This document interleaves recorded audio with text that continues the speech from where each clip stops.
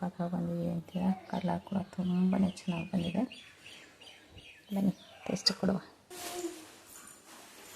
ಅಪ್ಪಿ ಟೇಸ್ಟ್ ಮಾಡಿ ಹೇಳಿ ಹೆಂಗಿತ್ತು ಅಂತ.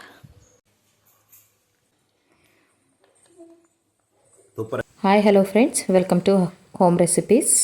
ಬನ್ನಿ ಇವತ್ತು ಸೂಪರ್ ಟೇಸ್ಟಿಯಾಗಿರೋವಂಥ ಬಿಸಿಬೇಳೆಬಾತ್ ಯಾವ ರೀತಿ ಮಾಡೋದು ಅಂತ ತೋರಿಸ್ಕೊಡ್ತಾ ಇದ್ದೀನಿ. ತುಂಬಾ ಟೇಸ್ಟಿಯಾಗಿರುತ್ತೆ. ಸೊ ನೀವು ಕೇಳ್ಬೋದು ಎಲ್ಲರೂ ಮಾಡೋ ಥರನೇ ಅಲ್ವಾ ಬಿಸಿಬೇಳೆಬಾತ್ ಅಂತ, ಬಟ್ ಡಿಫ್ರೆಂಟಾಗಿ ಮಾಡ್ತಾಯಿದ್ದೀನಿ. ಬಟ್ ಟೇಸ್ಟ್ ಮಾತ್ರ ಸೂಪರಾಗಿರುತ್ತೆ. ಸೊ ನೀವು ಒಮ್ಮೆ ಈ ರೀತಿ ಟ್ರೈ ಮಾಡ್ತಂದರೆ ನೀವು ಎಲ್ಲ ಟೈಮಲ್ಲೂ ಇದೇ ರೀತಿ ಬಿಸಿಬೇಳೆಬಾತನ್ನ ಮಾಡ್ತೀರಾ.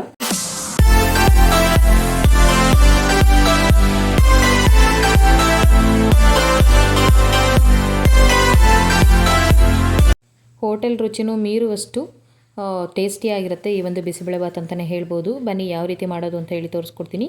ಹಾಗೆ ವಿಡಿಯೋ ಇಷ್ಟ ಆಯ್ತು ಅಂದರೆ ತಟ್ ಅಂತ ಸೇವ್ ಮಾಡಿ, ಹಾಗೆ ಫ್ರೆಂಡ್ಸು ಫ್ಯಾಮಿಲಿ ಜೊತೆ ಶೇರ್ ಮಾಡಿ. ಬನ್ನಿ ರೆಸಿಪಿನ ಸ್ಟಾರ್ಟ್ ಮಾಡುವ.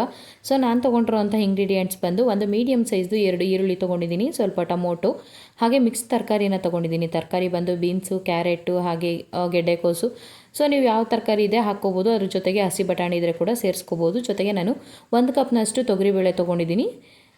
ಜೊತೆಗೆ ಮನೆಯಲ್ಲೇ ಮಾಡಿರೋಂಥ ಬಿಸಿಬೇಳೆಬಾತ್ ಪೌಡರ್ನ ತೊಗೊಂಡಿದ್ದೀನಿ. 1 ಕಡ್ಡಿ ಕರಿಬೇವು ತೊಗೊಂಡಿದ್ದೀನಿ, ಹಸಿ ಕರಿಬೇವು. ಜೊತೆಗೆ ಒಂದು 3 ಬ್ಯಾಡಗಿ ಮೆಣಸಿನ್ಕಾಯಿನ ತೊಗೊಂಡಿದ್ದೀನಿ. 1 ಟೇಬಲ್ ಸ್ಪೂನಷ್ಟು ಬೆಲ್ಲನ ತೊಗೊಂಡಿದ್ದೀನಿ. ಇದು ಮೇಯ್ನ್ ಇಂಗ್ರೀಡಿಯೆಂಟ್ ಅಂತಲೇ ಹೇಳ್ಬೋದು ಬಿಸಿಬೇಳೆಬಾತ್ಗೆ. ಅದ್ರ ಜೊತೆಗೆ ನಮಗೆ ಎಷ್ಟು ಬೇಕೋ ಅಷ್ಟು ಎಣ್ಣೆನ ತೊಗೊಂಡಿದ್ದೀನಿ, ಕುಕ್ಕಿಂಗ್ ಆಯಿಲು. ಬನ್ನಿ ರೆಸಿಪಿನ ಸ್ಟಾರ್ಟ್ ಮಾಡುವ. ಅದಕ್ಕೆ ಮುಂಚೆ ನನ್ನ ಚಾನಲ್ ಯಾರಾದ್ರೂ ಫಸ್ಟ್ ಟೈಮ್ ನೋಡ್ತಾ ಇದ್ದೀರಾ ಚಾನಲ್ನ ಸಬ್ಸ್ಕ್ರೈಬ್ ಮಾಡ್ಕೊಳ್ಳಿ, ಹಾಗೆ ಬೆಲ್ಲೈಕನಲ್ಲಿ ಹಾಲ್ನ ಸೆಲೆಕ್ಟ್ ಮಾಡ್ಕೊಳ್ಳಿ. ಸೊ ದಟ್ ಹೊಸ ವೀಡಿಯೋಸ್ ಏನು ಅಪ್ಲೋಡ್ ಮಾಡ್ತೀನಿ ಪ್ರತಿಯೊಂದು ನೋಟಿಫಿಕೇಷನ್ ಸಿಗುತ್ತೆ. ಎಲ್ಲೂ ಕೂಡ ಸ್ಕಿಪ್ ಮಾಡಿದೆ ವಿಡಿಯೋನ ನೋಡಿ. ಬನ್ನಿ ರೆಸಿಪಿನ ಸ್ಟಾರ್ಟ್ ಮಾಡುವ. ನಾನು ಮೊದಲನೇದಾಗಿ ಯೂಶ್ವಲಿ ಒಗ್ಗರಣೆ ಹಾಕಿ ಕುಕ್ಕರ್ನ ಕೂಡಿಸ್ತೀವಿ ಬಿಸಿಬೇಳೆಬಾತ್ ಮಾಡುವಾಗ, ಬಟ್ ಇವತ್ತು ಸ್ವಲ್ಪ ಡಿಫ್ರೆಂಟಾಗಿ ಟ್ರೈ ಮಾಡ್ತಾಯಿದ್ದೀನಿ. ನಾನು ಕುಕ್ಕರ್ಗೆ ಹೆಚ್ಚಿಟ್ಕೊಂಡಿರೋಂಥ ತರಕಾರಿನ ಹಾಕೋತಾ ಇದ್ದೀನಿ, ಹಾಗೆ ತೊಗರಿಬೇಳೆ ಹಾಕೋತಾ ಇದ್ದೀನಿ. ಅದ್ರ ಜೊತೆಗೆ ನಾನು 2 ಗ್ಲಾಸ್ನಷ್ಟು ಡಿಪೋ ಅಕ್ಕಿನ ತೊಳೆದು ಹಾಕೋತಾ ಇದ್ದೀನಿ. ಈ ಒಂದು ಬಿಸಿಬೇಳೆಬಾತ್ಗೆ ಡಿಪೋ ಅಕ್ಕಿ ಹಾಕೋದ್ರಿಂದ ಒಂದು ಒಳ್ಳೆ ಟೇಸ್ಟ್ ಕೊಡುತ್ತೆ, ಹಾಗೆ ಅನ್ನ ಕೂಡ ಸಾಫ್ಟಾಗಿ ಬೇಯುತ್ತೆ. ಅದು ಅಕ್ಕಿ ಮುಳುಗೋವಷ್ಟು ನೀರನ್ನ ಹಾಕೋತಾ ಇದ್ದೀನಿ. ಯೂಶ್ವಲಿ ನಾನು ಬಿಸಿನೀರೇ ಯೂಸ್ ಮಾಡ್ತೀನಿ, ಯಾಕಂತಂದರೆ ಮಕ್ಕಳಿರೋದ್ರಿಂದ ಲೇಟ್ ಆಗುತ್ತೆ ಅಡುಗೆ ಮಾಡೋದು ಅಂತ ಹೇಳಿ. ಬೇಗ ಆಗಲಿ ಅನ್ನೋ ಕಾರಣಕ್ಕೋಸ್ಕರ ಬಿಸಿನೀರನ್ನ ಮೊದಲೇ ಕುದಿಸಿಟ್ಟು ಹಾಕೋತೀನಿ. ಟೈಮ್ ಇದೆ ಅಂತಂದರೆ ತಣ್ಣೀರನ್ನ ಕೂಡ ಹಾಕ್ಕೋಬೋದು. ಅಕ್ಕಿ ಮುಳುಗೋವಷ್ಟು ನೀರನ್ನ ಹಾಕ್ಕೊಂಡು ಅದಕ್ಕೆ ರುಚಿಗೆ ಎಷ್ಟು ಬೇಕೋ ಅಷ್ಟು ಉಪ್ಪನ್ನ ಸೇರಿಸ್ಕೊಂಡು ಸ್ವಲ್ಪ ಎಣ್ಣೆನ ಹಾಕೋತಾ ಇದ್ದೀನಿ. ಎಣ್ಣೆ ಹಾಕೋದ್ರಿಂದ ಸಾಫ್ಟಾಗಿ ಬೇಯುತ್ತೆ ಬೇಳೆ ಮತ್ತು ಅಕ್ಕಿ. ಸೊ ಲಿಡ್ನ ಕ್ಲೋಸ್ ಮಾಡಿ 2 ವಿಷಲ್ನ ತೊಗೋತಾ ಇದ್ದೀನಿ. ಸೊ ವಿಷಲ್ ಬರೋ ಅಷ್ಟರಲ್ಲಿ ಮತ್ತೊಂದು ಕಡೆಯಲ್ಲಿ ನಾನು ಟೊಮೊಟೊನ ಬೇಯಕ್ಕೆ ಇಟ್ಕೊತೀನಿ. ಇಲ್ಲಿ ಬಂದು ನೀವು ನಾರ್ಮಲಾಗಿ ಬಿಸಿಬೇಳೆಬಾತ್ನ ಮಾಡೋವಾಗ ಬಂದು ಟೊಮೊಟೊನ ಹೆಚ್ಚು ಹಾಕೋತೀರಾ ಅನ್ಕೋತೀನಿ, ಬಟ್ ಇಲ್ಲಿ ನಾನು ಬೇಯಿಸ್ಬಿಟ್ಟು ರುಬ್ಬಿ ಹಾಕ್ಕೋತಾ ಇದ್ದೀನಿ.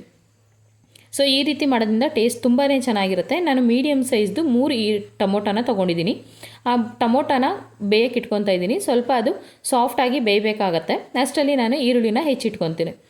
ನಾನು ಮೀಡಿಯಮ್ ಸೈಜ್ದು 2 ಈರುಳ್ಳಿನ ತೊಗೊಂಡಿದ್ದೆ. ಈ ರೀತಿ ಸ್ಲೈಸಾಗಿ ಕಟ್ ಮಾಡಿ ಇಟ್ಕೊಳ್ಬೇಕಾಗತ್ತೆ. ಎಲ್ಲ ಈರುಳ್ಳಿ ಕೂಡ ಇದೇ ರೀತಿ ನಾನು ಸ್ಲೈಸಾಗಿ ಕಟ್ ಮಾಡಿ ಇಟ್ಕೊಂಡಿದ್ದೀನಿ.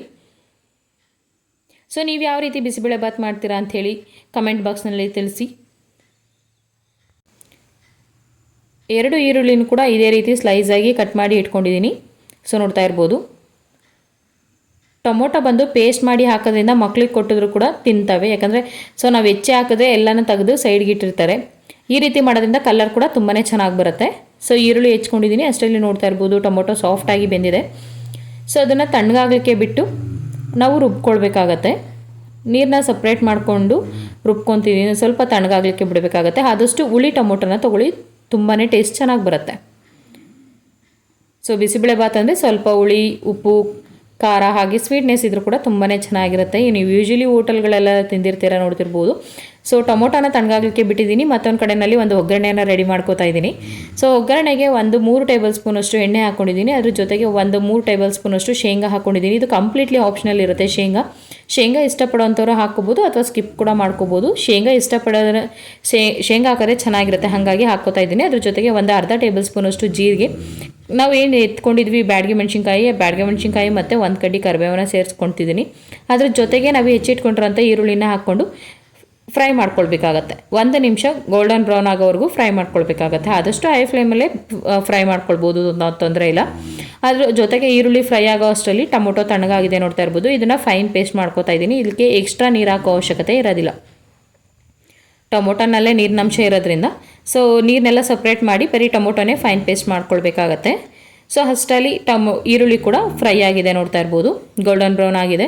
ಸೊ ಇಷ್ಟು ಫ್ರೈ ಆದರೆ ಸಾಕಾಗತ್ತೆ. ಸೊ ಟೇಸ್ಟ್ ಮಾತ್ರ ಅಲ್ಟಿಮೇಟ್ ಆಗಿತ್ತು. ಸೊ ನಾನು ಎಲ್ಲೋ ಒಂದು ಟ್ರಿಪ್ಗೆ ಹೋದಾಗ ಅನಿಸುತ್ತೆ, ಯೂಶ್ವಲಿ ಒಂದ್ಸರಿ ತಿಂದಿದ್ದೆ, ಟೇಸ್ಟ್ ತುಂಬಾ ಚೆನ್ನಾಗಿತ್ತು.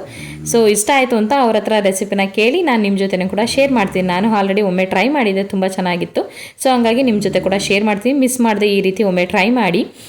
ಸೊ ಈರುಳ್ಳಿ ಫ್ರೈ ಆಗಿದೆ. ಇವಾಗ ನಾನು ಮನೆಯಲ್ಲೇ ಮಾಡಿಟ್ಕೊಂಡಿರೋಂಥ ಬಿಸಿಬೇಳೆಭಾತನ ಪೌಡರ್ನ ಸೇರಿಸ್ಕೊತಾ ಇದ್ದೀನಿ. 1-1.5 ಟೇಬಲ್ನಿಂದ 2 ಟೇಬಲ್ ಸ್ಪೂನಷ್ಟು ಬಿಸಿಬೇಳೆಭಾತ್ ಪೌಡರ್ನ ಸೇರಿಸ್ಕೊತಾ ಇದ್ದೀನಿ. ಸೊ ನೀವು ಪ್ಯಾಕೆಟ್ ತಂದು ಹಾಕ್ಕೊಳ್ಳೋದಾದರೆ MTR ಅಥವಾ ಬೇರೆ ಪ್ಯಾಕೆಟ್ನ 10 ರೂಪಾಯಿದು ಒಂದು ಪ್ಯಾಕೆಟ್ ಹಾಕಿದ್ರೆ ಸಾಕಾಗುತ್ತೆ. ಅದ್ರ ಜೊತೆಗೆ ಖಾರ ಬೇಕು ಅಂದರೆ ಸ್ವಲ್ಪ ಸೇರಿಸ್ಕೊಳ್ಬೇಕಾಗತ್ತೆ. ಸೊ ನಾನು ಪೌಡರ್ನ ಮಾಡಿಟ್ಕೊಳ್ಬೇಕಾದ್ರೆ ಸ್ವಲ್ಪ ಸ್ಪೈಸಿಯಾಗಿ ಮಾಡಿಟ್ಕೊಂಡಿರ್ತೀನಿ. ಸೊ ಹಂಗಾಗಿ ಎಕ್ಸ್ಟ್ರಾ ಯಾವುದೇ ಮಸಾಲೆನ ಆ್ಯಡ್ ಮಾಡ್ತಾಯಿಲ್ಲ. ಸೊ ಬಿಸಿಬೇಳೆಭಾತ್ ಪೌಡರ್ನ ಹಾಕ್ಕೊಂಡು ಸ್ವಲ್ಪ 1 ನಿಮಿಷ ಹುರ್ಕೊಳ್ಬೇಕಾಗತ್ತೆ ಎಣ್ಣೆಯಲ್ಲಿ. ಹುರ್ಕೊಂಡ ನಂತರ ನಾವು ಹುಣಸೆ ಹುಳಿನ ಹಾಕೋತಾ ಇದ್ದೀನಿ. ಒಂದು ಸಣ್ಣ ನಿಂಬೆಹಣ್ಣು ಗಾತ್ರದ ಹುಣಸೆಹಣ್ಣ ನೆನೆಸಿಟ್ಕೊಂಡಿದ್ದೆ. ಆ ಹುಣಸೆಹಣ್ಣು ರಸನ ಹಾಕ್ಕೊಂಡು ಅದಕ್ಕೆ ಎಷ್ಟು ಬೇಕೋ ಅಷ್ಟು ಸ್ವಲ್ಪ ನೀರನ್ನ ಸೇರಿಸ್ಕೊತಾ ಇದ್ದೀನಿ. ಯಾಕಂದರೆ ಡ್ರೈ ಮಸಾಲೆ ಇರುತ್ತಲ್ವ, ಘಾಟ ಆಗುವಂಥ ಚಾನ್ಸಸ್ ಇರುತ್ತೆ ಅಂತೇಳಿ ಸ್ವಲ್ಪ ನೀರು ಹಾಕ್ಕೊಂಡು ಅದ್ರ ಜೊತೆಗೆ 1 ಟೇಬಲ್ ಸ್ಪೂನು ಬೆಲ್ಲ ಹಾಕ್ಕೊತಾ ಇದ್ದೀನಿ. ಇವೆಲ್ಲನೂ ಕೂಡ ಮಿಕ್ಸ್ ಮಾಡಿ ಕುದಿಸ್ಕೊಳ್ಬೇಕಾಗತ್ತೆ. ಸ್ವಲ್ಪ ಎಣ್ಣೆ ಸಪ್ರೇಟ್ ಆಗೋವರೆಗೂ ಕುದಿಸ್ಕೊಳ್ಬೇಕಾಗತ್ತೆ. ಅಷ್ಟರಲ್ಲಿ ಈ ಕಡೆ ಕುಕ್ಕರ್ ಕೂಡ ಕೂಗಿತ್ತು, 2 ವಿಷಲ್ ನೋಡ್ತಾ ಇರ್ಬೋದು. ಅನ್ನ, ತರಕಾರಿ, ಬೇಳೆ ಎಲ್ಲ ಸಾಫ್ಟಾಗಿ ಬೆಂದಿದೆ. ಸೊ ಈ ರೀತಿ ಮಾಡೋದ್ರಿಂದ ಬೇಗ ಕೂಡ ಆಗುತ್ತೆ. ಒಂದು ಕಡೆ ವಿಷಲ್ ತೊಗೊಳೋದ್ರೊಳಗಡೆ ಒಂದು ಕಡೆ ಒಗ್ಗರಣೆ ರೆಡಿ ಮಾಡ್ಕೊತಂದರೆ ಸೊ ಬೇಗ ಕೂಡ ಆಗುತ್ತೆ ನಮಗೆ. ಹಾಗೆ ಟೇಸ್ಟ್ ಕೂಡ ತುಂಬಾ ಚೆನ್ನಾಗಿತ್ತು. ಸೊ ನೋಡ್ತಾ ಇರ್ಬೋದು, ಈ ಒಗ್ಗರಣೆ ಏನು ಮಾಡಿಟ್ಕೊಂಡಿದೆ ಅದನ್ನು ಅನ್ನದ ಜೊತೆ ನಾನು ಮಿಕ್ಸ್ ಮಾಡ್ಕೊಳ್ತಾ ಇದ್ದೀನಿ. ಅನ್ನದ ಜೊತೆ ಹಾಕ್ಕೊಂಡು ನೀಟಾಗಿ ಮಿಕ್ಸ್ ಮಾಡ್ಕೊಳ್ಬೇಕಾಗತ್ತೆ. ಮತ್ತೊಂದು ಕಡೆಯಲ್ಲಿ ಸ್ವಲ್ಪ ನಾವು ಬಿಸಿ ನೀರನ್ನ ಇಟ್ಕೊಳ್ಬೇಕಾಗತ್ತೆ. ಸ್ವಲ್ಪ ಏನಾದರೂ ಗಟ್ಟಿ ಅಂಶ ಇದೆ ಅಂತಂದರೆ ಸ್ವಲ್ಪ ನೀರನ್ನ ಮಿಕ್ಸ್ ಮಾಡಿಕೊಂಡು ಹದ ಮಾಡ್ಕೊಳ್ಬೋದು ಈ ಟೈಮಲ್ಲಿ.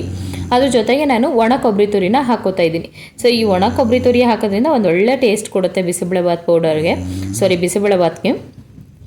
ಮಿಸ್ ಮಾಡ್ದೇ ಕೊಬ್ಬರಿನ ಹಾಕಿ ಫೈನಲಿ ಕೊತ್ತಂಬರಿ ಇತ್ತಂದರೆ ನೀವು ಕೊತ್ತಂಬರಿ ಸೊಪ್ಪನ್ನ ಹಾಕ್ಕೊಂಡು ಸರ್ವ್ ಮಾಡ್ಬೋದು. ನನಗಿಲ್ಲಿ ಕೊತ್ತಂಬರಿ ಖಾಲಿಯಾಗಿತ್ತು, ಹಾಗಾಗಿ ಕೊಬ್ಬರಿ ತುರಿನ ಹಾಕ್ಕೊಂಡು ನಾನು ಸರ್ವ್ ಮಾಡ್ತಾಯಿದ್ದೀನಿ. ಟೇಸ್ಟ್ ಮಾತ್ರ ತುಂಬಾ ಚೆನ್ನಾಗಿತ್ತು. ನೀವು ಫೈನಲಾಗಿ ಬಿಸಿ ಪ್ಲೇಟ್ಗೆ ಹಾಕ್ಕೊಂಡು ಅದ್ರ ಜೊತೆಗೆ ಖಾರ ಬುಂದಿ ಇದ್ದರೆ ಖಾರ ಬುಂದಿ ಹಾಕ್ಕೋಬೋದು. ನಾನು ಹಾಗೇ ತಿಂದೆ, ತುಂಬಾ ಟೇಸ್ಟಿಯಾಗಿತ್ತು. ಬಾಯಿಗೆ ಇಕ್ತಾ ಇದ್ದರೆ ಹಾಗೆ ಕರ್ಗೋಗುತ್ತೆ, ಎಷ್ಟು ಮಜವಾಗಿತ್ತು ಅಂತೀರಾ. ಮಿಸ್ ಮಾಡ್ದೇ ಟ್ರೈ ಮಾಡಿ. ಇದೇ ರೀತಿ ಈಸಿ ರೆಸಿಪೀಸ್ಗೋಸ್ಕರ ಹೋಮ್ ರೆಸಿಪಿ ಚಾನಲ್ನ ಸಬ್ಸ್ಕ್ರೈಬ್ ಮಾಡೋದನ್ನು ಮರಿಬೇಡಿ. ಹಾಗೆ ಈ ವಿಡಿಯೋ ಇಷ್ಟ ಆಯ್ತು ಅಂದರೆ ಲೈಕ್ ಮಾಡಿ, ಹಾಗೆ ಹೇಗಿತ್ತು ಅಂತೇಳಿ ಕಮೆಂಟ್ ಮಾಡಿ, ಹಾಗೆ ಫ್ರೆಂಡ್ಸ್ ಫ್ಯಾಮಿಲಿ ಜೊತೆ ಶೇರ್ ಮಾಡಿ, ಅಂತ ಸೇವ್ ಮಾಡಿ. ಸೊ ಮತ್ತೊಂದು ಹೊಸ ರೆಸಿಪಿಯೊಂದಿಗೆ ನಿಮ್ಮನ್ನು ಭೇಟಿ ಮಾಡ್ತೀನಿ. ಅಲ್ಲಿವರೆಗೂ ಹೀಗೆ ಸಪೋರ್ಟ್ ಮಾಡ್ತಾಯಿರಿ. Thank you for watching.